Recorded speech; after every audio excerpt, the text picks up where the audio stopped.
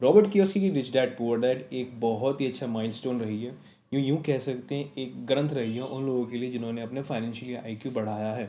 Financially IQ वो IQ होता है जो आपको फाइनेंशियली एसेट लायबिलिटी और बहुत सारी चीज़ों के लिए जो आपको लगती हैं वेल्थ के लिए उनके बारे में होता है। फाइनेंशियली आईक्यू को जितना मैंने समझा है, जितना मैंने जाना है, ये बहुत ही अच्छा एग्जाम्पल रहता है आपको अपनी वेल्थ बनाने के लिए। रॉबर्ट कियोसाकी ने अपनी रिच डैड पुअर डैड में इन सभी बातों के बारे में बहुत ही अच्छे तरीके से समझाया है। पहले के कई चैप्टरों में उन्होंने इस बात पे ज़रूर ध्यान दिया है कि हमारे सब में एक फाइनेंशियली आईक्यू होता है, या यूँ कह सकते हैं एक ऐसा आदमी होता है जिसे गणित, ज्ञान और एसेट्स के बारे में इतना भरपूर पता होता है कि वो चाहे तो 1 से 5 दिनों में अच्छी खासी वेल्थ बना सकता है। बट हम अपने विचारों को, अपने मन को इन चीज़ों में बांध के रखते हैं कि कुछ चीज़ें हमारे लिए गलत हैं, शायद हम इन चीज़ों से डरते हैं। पर रॉबर्ट कियोसाकी की रिच डैड पुअर डैड ने काफ़ी सारे मिथ को तोड़ा है। आज एक उस चैप्टर के बारे में बात करना चाहूँगा जो हमें एक अलग ही पड़ाव, एक पर्सपेक्टिव देती है। उस चैप्टर का नाम है और क्या चाहिए, क्या कुछ और सीखा जा सकता है। So hey guys listening my podcast on Rich Dad Poor Dad. इस अध्याय में या फिर इस पॉडकास्ट में हम उस चैप्टर के बारे में बात करेंगे और उसको अच्छी तरह समझाने की कोशिश करेंगे या समझेंगे, वो भी 3 पॉइंट से। इस चैप्टर में उन्होंने 3 पॉइंट बहुत ज़्यादा बड़ी प्यार तरीके से ध्यान लगाया है। पहला है तत्काल कीजिए। दूसरा है सक्रियता बहुत अच्छी है निष्क्रियता से, मतलब आप अवेयर रहिए, एक्टिव रहिए, बशर्ते आप मतलब सोते मत रहिए, आप एक्टिव रहिए, सोइए मत। तीसरा है कि हर एक बड़ी कंपनी, चाहे वो स्टॉक कंपनी हो, चाहे एक बड़ा अच्छा रिलेशन हो, उसकी स्टार्टिंग हमेशा छोटी सी होती है और उस टाइम से लेकर बड़े बनने तक हमें बहुत सारा पेशेंस चाहिए होता है। तत्काल कीजिए एक मेन पॉइंट है जहाँ पर रॉबर्ट कियोसाकी सर ने ये बताया है कि उन्होंने जब लास्ट से लास्ट हमने चैप्टर में बात करी थी, जब उन्होंने 16% इंटरेस्ट के बारे में बताया था कि उन्हें हर साल वो मिल रहा है कुछ चीज़ें इन्वेस्ट करके, तो काफ़ी लोगों को बड़ी दिक्कत हुई थी और उनके दोस्त को बड़े हैरानी हुई थी। उन्होंने इसके पीछे कारण बताया था। जब वो अपनी चीज़ों को आंकलन करते हैं, चीज़ों को समझते हैं, तो उन्होंने देखा कि उनकी वेल्थ में और चीज़ें आ सकती थी। तो उन्होंने एक बुक पढ़ी जिसका नाम था 16% सोल्यूशन।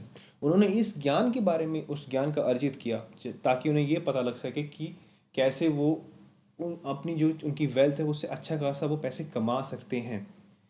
उन्होंने उन लोगों से बात करना कोशिश की जो उस फील्ड में पहले थे। उनको उन्होंने डिनर पे बुलाया, उनकी बातचीत बनी, उन्होंने अपना ज्ञान साझा किया, एक दूसरे से टॉक किया, एक दूसरे को प्रतीत किया। उसमें उन्होंने बहुत कुछ चीज़ समझ में आई और उन्होंने 2 से 3 दिन के अंदर एक नया चीज़ें वेल्थ अच्छी खासा प्लॉट खरीद लिया, दो, जहाँ पर वो 16% की इंटरेस्ट के साथ उनको वापस मिल रहा है। तो क्या कुछ चीज़ें नहीं हो सकती, बस आपको तत्काल एक्शन लेना आना चाहिए। अपने विचारों को चेंज कर मत, अपने विचारों को नया करिए, उनको मॉडर्न करिए, उन चीज़ों से सोचिए कि वो क्यों आपकी बाधा बन रहे हैं। अगर मैं वो चीज़ें आगे कर सकता हूँ तो उन्हें क्या चीज़ रोक रही है, वो आपका मन ही है। अपने विचार को स्ट्रॉन्ग करिए, नई डायरेक्शन स्टार्ट करिए, क्या चीज़ें आपको चाहिए उसके बारे में सोचिए और तत्काल लग जाइए। रॉबर्ट इस और एक चीज़ उन्होंने बड़ी अच्छी बताई जो मेरे को बड़ी अच्छी लगी, वो थी मोल भाव की समझ। मोल भाव आज के टाइम में हर, चाहे वो इंडिया हो, चाहे यूएसए हो, चाहे कनाडा हो, ये बहुत ही आम प्रथा है। और वैसे भी एक इंडियन फैमिली, मॉडर्न मतलब सॉरी मॉडर्न नहीं, मिडिल क्लास फैमिली में ये बहुत आम होता है कि चीज़ों के कम से कम दाम से खरीद सके और चीज़ों को अच्छी तरह वैल्यूबल बना सके। मोल भाव उसमें बहुत ही अच्छा था। पर जब मैंने किताब पढ़ी तो मुझे समझ में आया कि मोल भाव हर एक लाइफ के पर्सपेक्टिव में अच्छा लगता है और वो होना भी चाहिए। चाहे आप कोई नई चीज़ें खरीद रहे हो, नया कुत्ता, नया चीज़, और इवन आप नए रिलेशन में आ रहे हो, मोल भाव ज़रूर करना चाहिए। इस एक एग्जांपल से शायद आप चीज़ों को समझ में आ जाएगी। रॉबर्ट कियोसाकी की एक दोस्त थी जो कि उसकी आई थिंक कोई रिलेशन में कोई लड़की थी। उसने रॉबर्ट कियोसाकी के बारे में बहुत कुछ सुना था। तो उन्होंने कहा कि आप मुझे और मेरे रियल स्टेट एडवाइज़र को एक एडवाइस दे सकते हैं घर खरीदने के लिए। भागी जो उसका रियल स्टेट था, उसने आज तक कोई घर खरीदा ही नहीं था। रॉबर्ट कियोसाकी ने पूरी कोशिश की और उनको एक घर दिलाने की चेष्टा जताई। उनको पता लगा कि एक $60,000 के आसपास काफ़ी अच्छे दाम में वो घर मिल रहा है।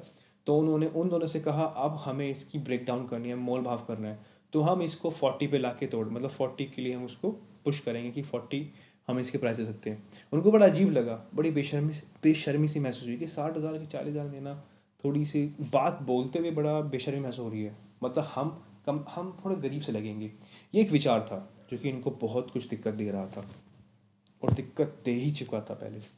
तो रॉबर्ट कियोस्की ने वो बात वहीं छोड़ दी और आज भी वो उस अच्छे सौदे को ढूंढ रहे हैं कि वो उसको पा सके, मतलब उनके जो बजट में है जो वो चाहते थे। रॉबर्ट कियोस्की ने यही बताया है कि सर ने कि आप मोल भाव करिए, आप सफल नहीं होगे, विचार करिए, स्वीकार कीजिए और आगे बढ़िए। चीज़ें कैसी चीज़ चलती हैं, चाहे वो रिलेशनशिप में हो, और ये बड़ा वैलिड है। आज के टाइम में काफ़ी मैट्रिमोनी साइट पे हम के विचार नहीं मिलते हैं, आगे बढ़ते हैं, हम चीज़ों को समझते हैं, एक्सेप्ट करते हैं। कुछ चीज़ें उनकी समझ में आती है, कुछ हमें अपनी बारे में समझ में आती है, कुछ चीज़ें हमें उनकी बुरी लगती है, कुछ हमें अपनी बुरी लगती है। फिर धीरे धीरे करते करते हम चीज़ों को अंडरस्टैंड करना स्टार्ट कर देते हैं। खैर, इन चीज़ों के बारे में अगर हम आगे डिस्कस करें तो एक तीसरा पॉइंट भी आता है जो कि था, आप हर एक चीज़ को जो आज बड़ी है उसको उसने शुरुआत छोटेपन से की, छोटी तरीके से की थी। और ये बात सत्य भी है। चाहे हम वॉरेन बफेट की स्टोरी ले लें, जैक मा की ले लें, या काफ़ी सारे ऐसे एंटरप्रेन्योर के बारे में ले लें जो कि आज हमें बड़े दिखते हैं। उनकी शुरुआती तौर में बहुत सारी दिक्कतें आई थी जो शायद हमें पता भी नहीं चली और ना हमें चल सकती हैं, जो उन्होंने फेस किया है। पर उन्होंने अपनी चीज़ों को मेंटेन करके रखा और आगे बढ़ते चले गए। ये एक सबसे बड़ा तरीका होता है परसिवरेंस का, प्रैक्टिस का और पेशेंस का। वहीं पर चौथे पॉइंट में रॉबर्ट कियोस्की ने इस चैप्टर में बताया कि सक्रियता सबसे बड़ा प्रॉफिट है एज वी कंपेयर टू निष्क्रियता से। मतलब अवेयर रहना बहुत ही अच्छा एक वेपन है, बल्कि वजह सोते रहने के। रॉबर्ट कियोस्की ने अपने फाइनेंशियल आईक्यू तो बढ़ा ही बढ़ाया, साथ में उन्होंने उन चीज़ों के बारे में अवेयर करना, अपने आप को अवेयर भी करा कि कुछ सौदे जो वो पा सकते हैं वो सिर्फ उनकी अवेयरनेस से ही थे। वो अगर किसी प्लॉट को खरीदना होता था तो वो उसके आगे पीछे चक्कर लगाते थे, वहीं जॉगिंग करते थे। जो उनके आस जो बिल पे मतलब लैंड की जो भी कुछ रिलेटेड चीज़ें थी, चाहे वो वाटर पंपिंग हो, सीवेज कंट्रोल हो, या फिर कोई पोस्ट बॉक्स लेटर देने वाला हो, उनसे वो बात करते, उन चीज़ों को देखते समझते, फिर अपने तथ्य पे अपने मेन टॉपिक, अपने मेन आंसर पे आते। वो इन चीज़ों को देखते हुए ही उन्होंने चीज़ें बनी हैं। इन पांचों पॉइंटों को जितना मैंने रिकॉग्नाइज़ किया, जितना मैंने सोचा, ये लाइफ में काफ़ी चीज़ों में काम आती हैं और आने वाली हैं। मैंने तो ले ली, आप भी इस चीज़ को नॉलेज को ले सकते हैं। So thank you so much for listening my podcast. I hope आपको अच्छा लगा हो। अगर आपको अच्छा लगा है या ना लगा है पर आपने फिर भी सुना, I am really thank you, really. इसको सब्सक्राइब कीजिए, अंडरस्टैंड करिए, और एक मेरी अभी हाल ही में भोला रिलीज हुई उसका रिव्यू आ चुका है, just check out my own YouTube, sorry, podcast channel, जो कि है आपका movie mania. Thank you so much.